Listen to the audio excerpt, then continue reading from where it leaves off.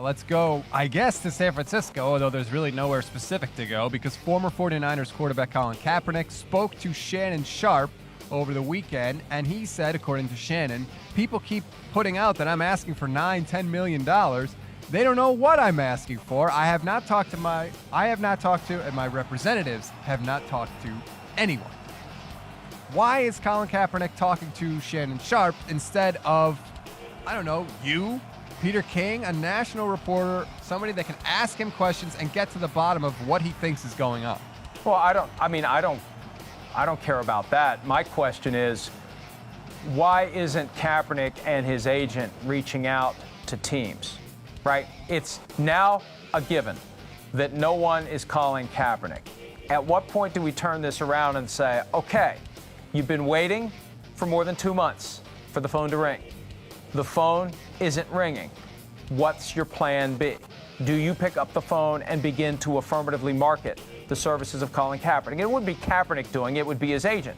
But at some point, the agent needs to pick up the phone. Now, it could be that Kaepernick's decided, you know what, I want to see how this plays out because I've done enough in this league that I shouldn't have to market myself to teams.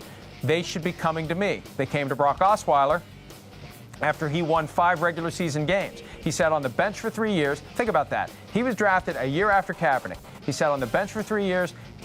He won 5 regular season games in 2015, and the Texans gave him $37 million fully guaranteed. So I don't know whether this is Kaepernick or his agent, but somebody's strategy has been sit back and wait. At some point, you have to stop. At some point, you have to go forward, make the calls, market the player, and see if anyone will give him an opportunity. And maybe that's the next phase, or maybe it just never happens and no one calls him and he never gets back in the NFL and he just moves on. I mean, we are far enough in now that it really is odd that nothing's happened, and I don't see how the dominoes fall going forward unless someone approaches him and says, we're willing to make you the backup quarterback if you're willing to take that job. And I continue to believe that Seattle would be a perfect spot for that if that's something Kaepernick's willing to do. And see, that's the thing.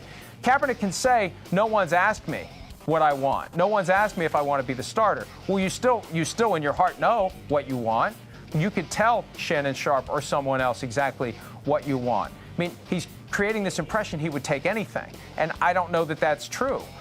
I guess his point is, no one's even offered me the bare minimum. And until someone does, it just is all going to continue to look a little bit fishy.